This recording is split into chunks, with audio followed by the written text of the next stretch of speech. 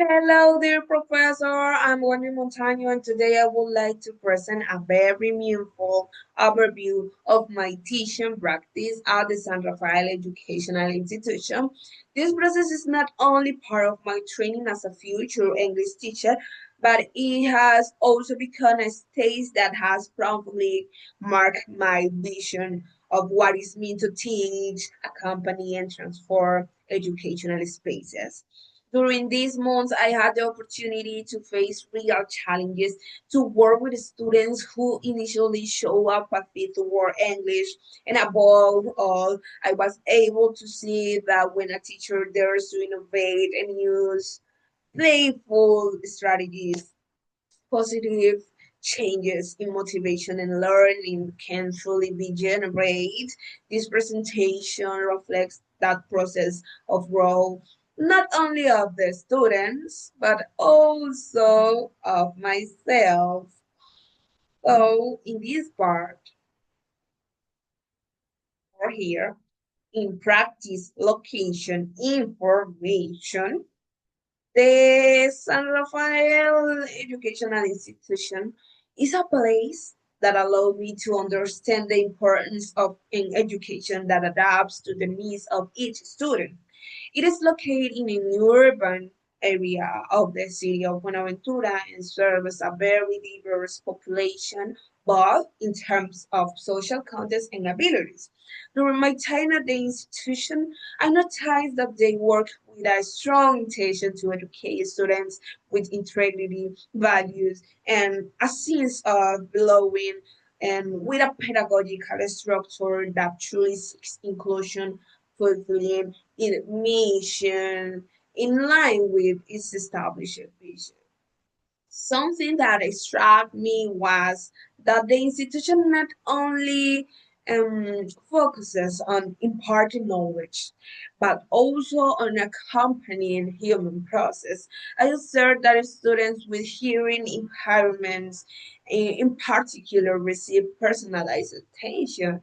We demonstrate that the school believe in an education that opens doors and recognize diversity.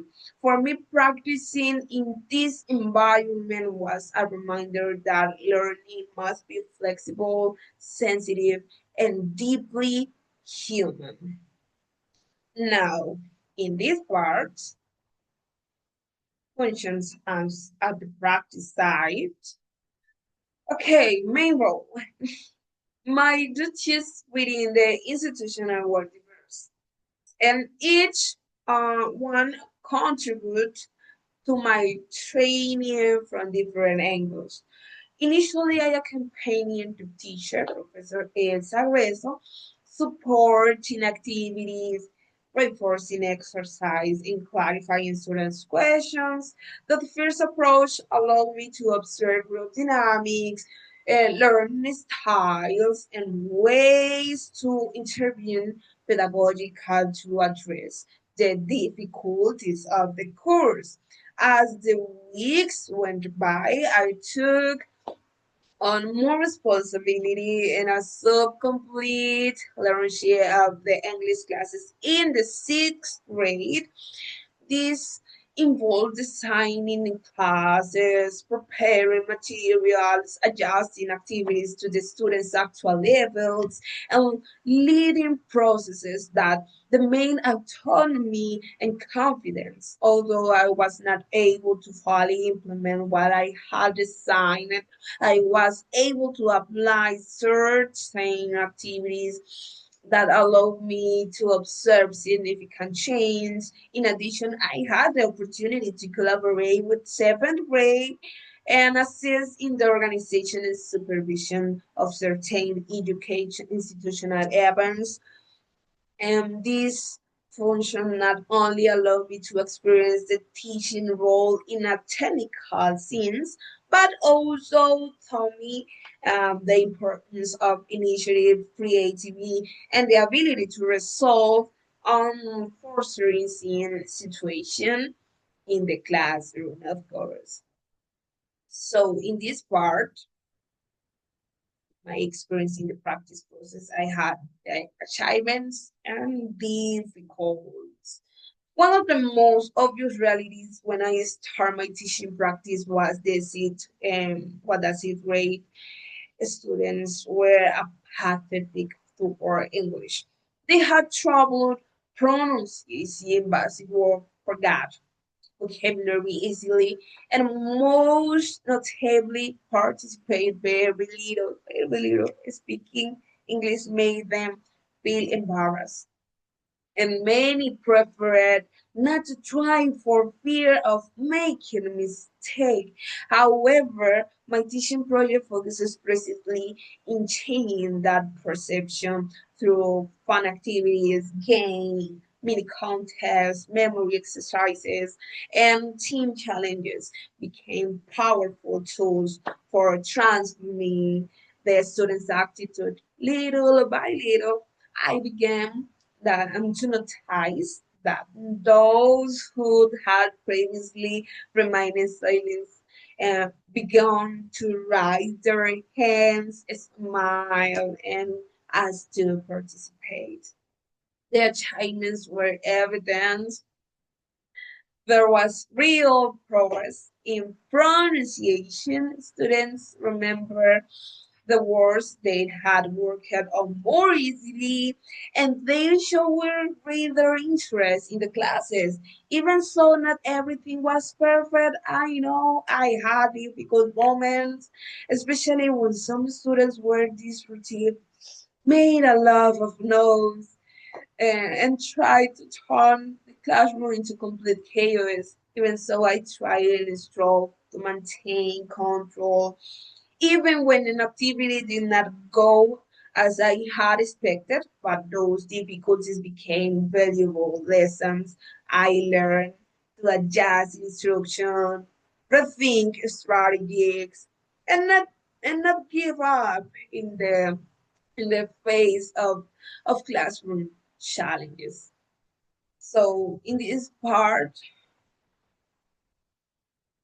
in the professional learning and personal learning, this practice was satisfying. I learned that planning and meaningful lessons requires observing the group closely, identify their needs, and choosing activities that truly engage them. Playful activities, far from being mere entertainment, became a structured strategy for developing pronunciation, vocabulary, and confidence. I also strengthened my communication skills. I knew when to be clear, when to be more assertive, and when to be flexible so that students would feel comfortable. I understood that a relaxed environment greatly promotes learning, especially in groups that feel insecure about the language. On a personal level, I grew a lot. I learned to manage frustration, to accept that not all classes go as expected, and to take responsibility for adapting what did work and didn't work. Um, I also discovered my ability to connect with the students through play and empathy. This experience reaffirmed that teaching is not just about imparting knowledge, it is about accompanying processes, motivating and transforming. So, in this part of this presentation, here photographic evidence. So in this image, we can see one of the most significant moments in my teaching career, as it makes the beginning of the application of innovate and truly necessary teaching strategies.